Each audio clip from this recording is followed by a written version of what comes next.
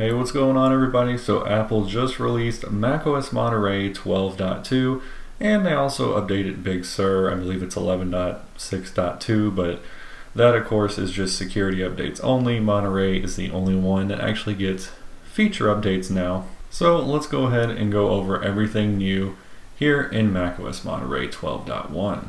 So first things first, we now have Shareplay here on the Mac. So of course that has been added in iOS 15, but now we have it here finally on the Mac. So if you're unfamiliar with Shareplay, basically it gives you the ability to have different experiences in FaceTime calls where you can share TV shows, music, and other things, even share your screen. So it gives everybody control of the content that's playing. The volume automatically adjusts, so if somebody wants to comment on something, and all sorts of stuff like that. So Shareplay is now here on your Mac. The next thing here is something that was added in with iOS and iPadOS 15.2, and that is the new Apple Music voice plan. So there's a brand new voice subscription, and this is going to allow you to control Apple Music with just your voice. So it's very interesting because it only allows you to use Siri, so you can only literally tell it, what to do, what music to play, all that kind of stuff. You can't actually go into Apple Music and choose songs and have that interface. You have to use your voice. So it's very interesting to me. The only good thing here really is it is cheaper than an individual plan, which normally individuals $9.99 per month. This is half that price at $4.99. Really, the only way I could see this being useful, I guess, is if you mainly just listen to music with a HomePod. If you use a HomePod for all your music needs, then yeah, Apple Music Voice might be appealing to you. But yeah, I'm not sure about this at the moment. I'm going to have to kind of research a little bit more, but it's definitely interesting. Next thing here has to do with Apple Photos. So the memories have been redesigned. So you have a new interactive interface, animations, and different kind of things like that. Next is Messages. This is a feature brought in on the latest version of iOS and iPadOS, but basically this is a new communication safety thing for children. So it gives parents the ability to implement this if your child receives something on iMessage that they don't need to see, like a bad photo or something like that. It's going to somehow use the neural engine and things like that to block out this photo. It's not that new scanning thing that they were talking about. It's something completely different, but I kind of feel like this is like a test to see if they can implement something where it looks at your photos, but they're not really technically doing. I don't know. It's very interesting how this comes out right when they got all that backlash for saying they were going to scan your entire photo library. But yeah, that's now available here on your Mac as well, and that safety thing is also going to be implemented in Siri and Spotlight search as well as Safari search. So if you get some weird stuff coming up online, it's to protect your child from seeing that, right? Next thing here is another carried over thing from iOS, and that's the digital legacy feature.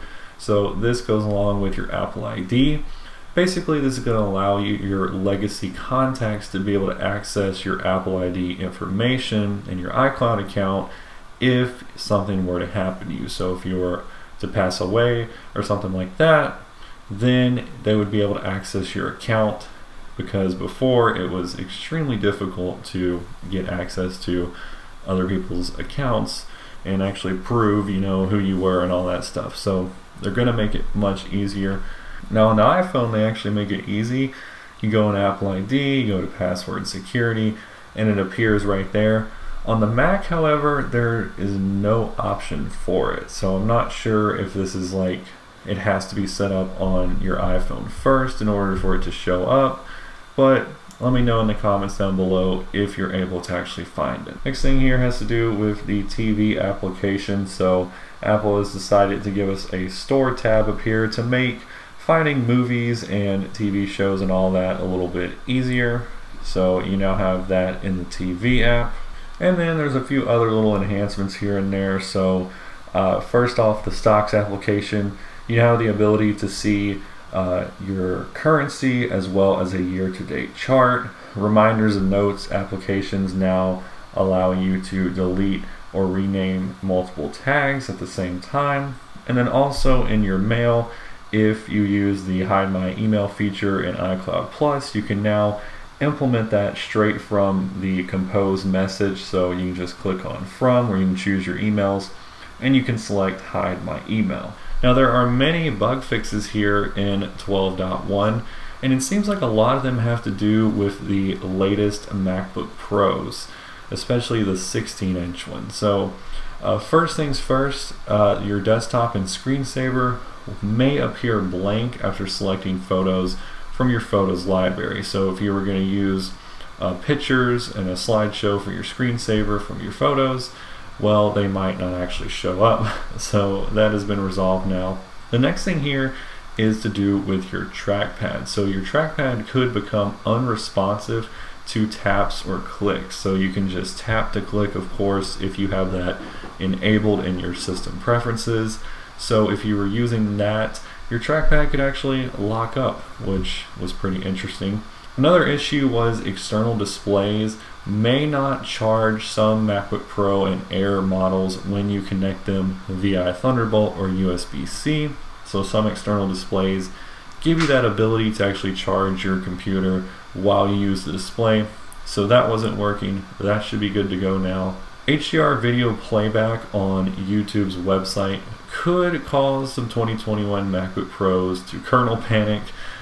Again, very interesting, but that should be fixed now. If you have a new MacBook Pro with the notch, there was an issue where menu bar extras could be obscured by the camera. So we saw that in a ton of videos where, you know, your menu bar titles and things were getting hidden behind the notch. So that shouldn't happen now.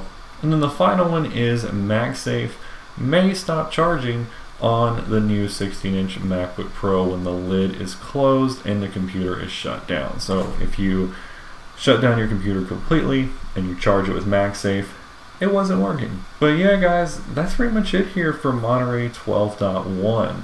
Again, several new things carried over from iOS 15.2. So if you want to see those more in depth, you can go check out that video about that stuff. But yeah, a whole lot of much needed bug fixes as well in there. Last but not least here, we can take a look and just note the security updates. So we can go into here on Apple's security page, and you can see all the updates here. So there's even one for airport, which is pretty interesting. But yeah, you can scroll through here and you can see all the different things that they patched and fixed. So yeah, a whole lot of sandbox, kernel, and WebKit stuff, which is kind of concerning.